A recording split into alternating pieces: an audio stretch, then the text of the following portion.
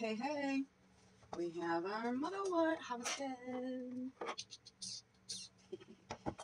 So I only took the top parts and I left some smaller ones with flowers so they will go to seed and I'll have them next year. So the seeds on these are a little pokey. What you're going to do is you're just going to take it and you want to cut it up really well. So I'm going to try to do this without poking the crap out of my fingers. So we're just chopping it. Choppy. And then we are going to fill our jar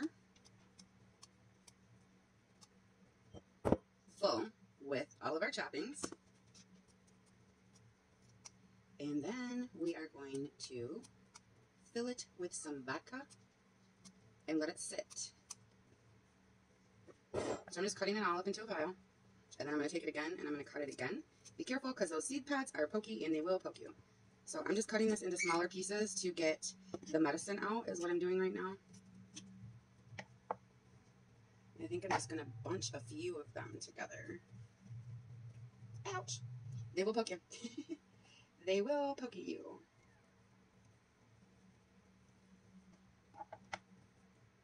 So I'm just going to cut until I think I have enough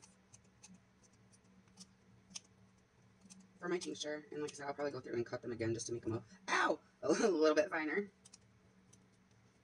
And in case you didn't know, Mother Wort is, another name for Mother Wort is woman's herb. So it is great for women's health. Hot flashes, menstrual cramps. Yeah. If you need some help getting flow going, right here is your plant that you need for that. It's good for anxiety and panic and oh no, like worrying, you know, like in the moment worrying. What else is it good for? High blood pressure. Awesome for heart health. So what it does is it slows down your heart rate. So it's good for heart health. If you have high blood pressure, it's good for high blood pressure. Pregnant women do not want to use Mother Wort because it does help, as we said, with the menstrual process, bringing on bleeding. It also helps to alleviate cramping. So it is great for women to have, but that doesn't mean that men can't use it. I know I have one that has high blood pressure. So I'm just cutting these up finely is what I'm doing just to help kind of make more room in the jar, and it helps release that medicine a little bit more because that vodka gets to, more parts of the plant. Let me check my handy dandy notes over here and we'll see if I missed anything of what it's good for. So anxiety, worry, panic, menstrual cramps, hot flashes. It can help regulate your cycle if it's kind of off a little. It's a relaxant. It reduces stress, so it would be a good nighttime tea maybe. They say that it is better in tincture because it is super bitter. So if you're going to make it in a tea, you definitely want to mix it with some other things. You don't want to use it by itself. Because ow, dang it, every time I go grab them out of there. Because it might taste a little icky to you. Ow. So I'm holding, what I'm doing is so I can hold these to cut them, is I'm kind of pushing the leaves up over the little seed pods so I don't get 1,000,001 pokies. Is what I'm doing. So relaxation, it's a good antioxidant, it's good to lower heart rate and blood pressure, and it's good for heart health. So they're recommending this tincture that I'm making that you do 2 to 4 milliliters, up to 3 times a day you can. So that is awesome. Let's see. We shall choppy.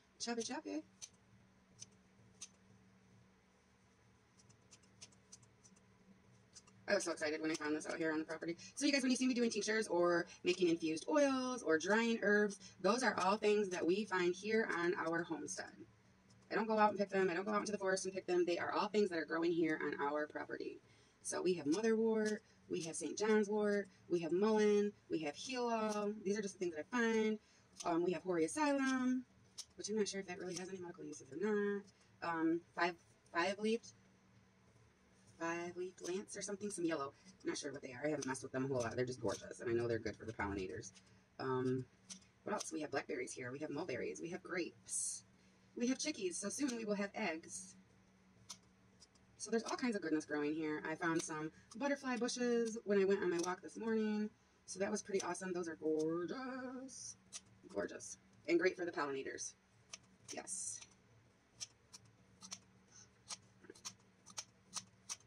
Gotta be getting close to having enough. This is a bigger jar. Normally I would use a jelly jar, but I have so much of this around here, And I left some plants that I didn't even touch anything on them because I wanted them to flower a little bit more.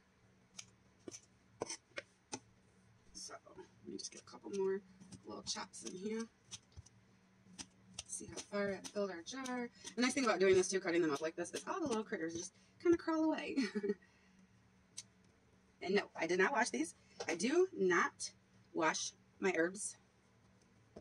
Some of them, I guess, some of them I do rinse off, but a lot of them I don't. I just let them sit for a little bit, give them a couple things, you know, shake them a little bit, not super hard, that way you're not messing anything up. And usually the critters just crawl right out. I don't even have to do anything else. So let's see if this is enough to fill our jar. Ooh, almost. Almost. Yeah, so this is the next size up. I think I need just a little bit more to fill this up. And I must say thank you to everybody that watches our videos, our homestead garden, family gardens, come on, awesome. And this is just an addition to it. I started concentrating on herbal medicine last year. So as I learn more, I will share it with you all and what it's good for. Stay out of the doctor's offices. Don't nobody have money for that. It's hard enough to feed your family these days, let alone go to the doctor for things that you need. So if you can go right out your back door and get them, why wouldn't you? Why wouldn't you get the things you need right out your own back door? I just don't get it. This poor little one was laying on the ground. I'm just kind of chopping so I can come in and do my finer chop. I think this might be enough to fill our jar. Sorry, it's such a long video, but I gave you lots of good information, right? Yes. And like I said, I'm just cutting it up a little bit finer. That helps too to keep the air bubbles out. If you cut it up finer, it helps ensure that you don't have as many air bubbles, you know. You don't want all those air bubbles in there. All right, let's see. Let's see. Oh, yes. Heck yeah. And I am just going to make sure I get all this little bitty goodness in there, too. Because we want all that in there. We want all of that goodness in there.